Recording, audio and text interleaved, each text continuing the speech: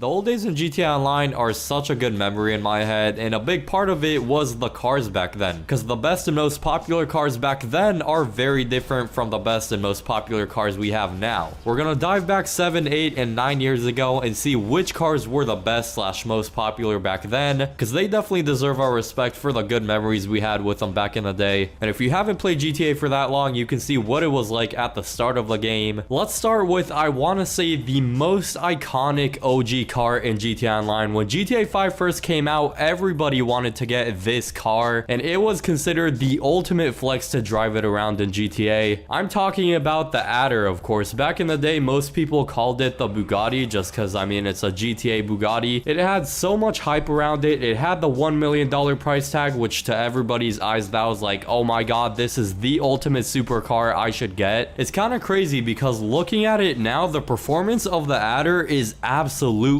terrible. The Adder now is one of the worst performing supercars in the game by far. It gets absolutely smoked by most supercars, and honestly a lot of sports cars are way better than it as well. But back in the early days, it was competing with another supercar, which we're going to talk about next, for the best performing car in the game, which is just crazy to think about. So the big rivalry it had was with the Zentorno. Those two just had a big rivalry. I remember as a little kid searching up on YouTube which is better, I would just see comparison videos like Adder versus Zentorno, which is faster, which would beat each other in a race. That used to be the big car rivalry. Friends would have full-on debates with each other. The Zentorno's better, no, the Adder's better. The Adder came with the release of the game in 2013, and then the Zentorno came less than a year later in 2014, and that really got that competition going. Despite the rivalry in the early days, it doesn't stop me from loving both of them. And what's awesome about the Zentorno is that in a recent DLC, it got more customization along with a few other cars. I think that's what a lot of the older cars lack, is good customization, because at some point after the early days, we got used to like Benny's customization and just more customization overall, and a lot of the older cars don't have any interesting customization to it, so it's very nice to see that the Zentorno is kind of caught up with today's customization level and standards. Overall, I highly recommend you get the Zentorno, especially if you're a beginner. It's not as expensive as a lot of other supercars. It's just over 700k, and it's got decent performance for the price and great customization, so definitely recommend it. Then moving on to one of the, if not the best looking supercar in the game, the Osiris. I remember little me coming back from middle school and seeing this amazing new supercar in the Ill-Gotten Gains update, and I was just in awe. Looks wise, this car is beautiful. Also, the stock wheels of it look awesome too. I mean, sure, it may not be the fastest and the best for races, but I don't think this car got enough praise for how good it looks, especially if you put one of those high spoilers on it. I mean,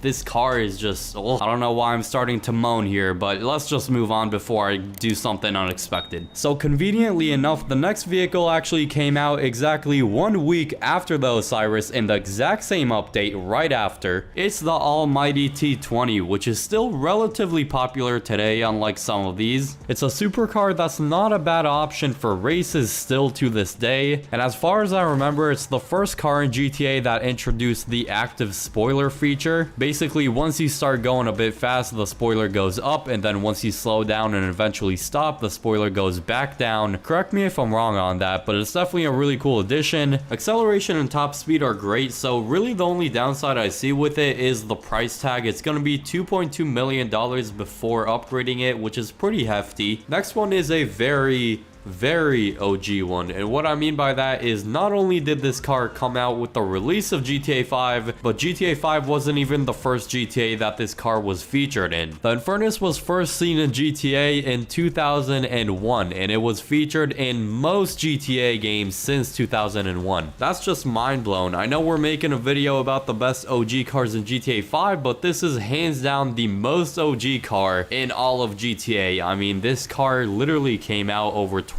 years ago. Then next we have a very small and compact car, which is the Panto. I haven't heard a single mention of the Panto in years, and in the early days this car was actually kind of popping in the community. It was famous for a couple things. First was the sticker bomb customization, which was really popular back then because they didn't have as many unique customization options as we do now, like liveries, and the sticker bomb option was like the crazy customization option back then. It was also used frequently frequently to do the custom maps, whether it's like parkour maps with a Panto or sumo game modes and stuff like that. And the third one was that you can get the invisible parts on it, which really got the glitch community going. If you don't know, you can actually glitch the car to have invisible body parts like the back of it, the rooftop, a big chunk of the front bumper, and I believe some of the skirts as well. It's a very unique looking car, and you could definitely make it look pretty interesting with all this. Next up is, for me, the most iconic sports car from back then, which is the Dubachi Massacro. Before the new wave of sports cars came into GTA, this was considered the go-to sports car in GTA, along with another car which we'll talk about in a sec. I'd even go as far as saying the Massacro was revolutionary back then, and that's because it was a sports car that can actually compete with supercars, which was kind of crazy to a lot of people because supercars are just meant to be the very top tier, and the Massacro's performance absolutely blew people away when they compared it to supercars like the Adder and even the T20. But in today's standards, the Massacro is just considered not great compared to, let's say, the Tally GTO or the Tally RSX or the Pariah. It's not a bad choice for races, but there's better cars to choose nowadays. Another OG popular choice for sports cars was the Jester. Remember when we said there was the rivalry between the Zentorno and the Adder? This was kind of the sports car version of it. The Massacro versus the Jester, those would be the two top tier sports cars to use for racing. Some people preferred the Massacro, some people preferred the Jester. I don't think there was a big difference between the two. Then moving on to a car that has a real spot in my heart, which is the Feltzer, and I'll tell you why. The Feltzer, fun fact, is the very first car I ever owned in GTA. It's really affordable as well. It's got a nice engine sound to it. I believe it's just over 100,000 bucks, which is really cheap nowadays, although I definitely wouldn't buy it if you're looking to race with it. It's a cool looking car. It doesn't have anything too special about it besides it being OG. Then moving back into supercars, we have the Entity XF. Now this one, I kind of see it as a sad villain origin story, and you'll see why. The Entity XF has pretty much always been a third wheeler to the Adder and the Zentorno. While they were having their rivalry, the Entity XF was just kind of behind them, watching from the back, just crying while eating popcorn, and it was just never as good as the Adder and the Zentorno. Unfortunately for it, it was just the third wheeler the entire time. It is a really cool looking car though. It's very low and it's got a very unique look to it, especially looking cool from the back, I gotta say. That's what she said, but at least you have our respect for being OG Entity. The last supercar is the Turismo R. If I'm not mistaken, like the Zentorno, the Turismo R also got new customization with a recent DLC update, which if you ask me makes it a whole lot more worth it to buy. It is yet another great looking supercar, and for only 500,000 bucks with the new liveries and other customization options that got added to it, it might actually be worth it to buy now, but that's up to you to decide. Now check out the video on screen now for the best liveries on cars in GTA Online.